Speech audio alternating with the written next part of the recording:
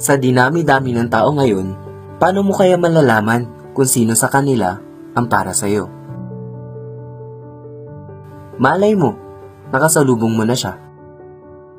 Kaya lang, di mo pinansin. Dumaan na pala sa harap mo. Yung yumuko ka para magsintas ng sapatos mo. Katabi mo na pala. Kaya lang, lumingon ka para tignan yung traffic light. Baka nandun na siya. Humarang lang yung taxi. Sa dinami-dami ng tao, may mga maswerte na nakahanap na, may mga naghahanap pa,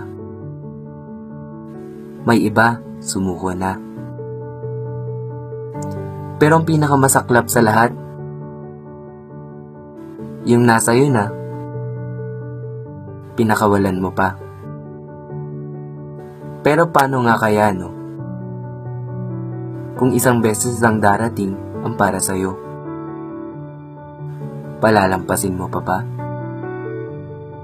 Kahit nasa harap mo na.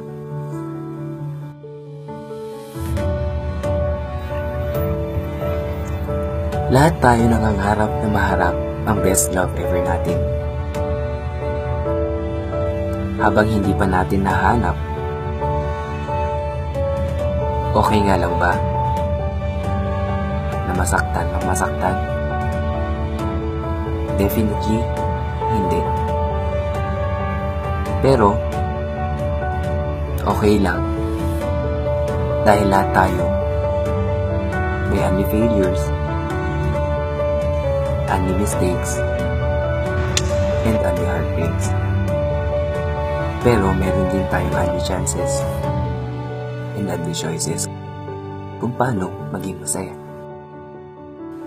Pero bakit nga ba tayo nagmamahal ng paulit-ulit? Isa lang naman ang dahilan Dahil gusto nating magmahal at doon tayo masaya.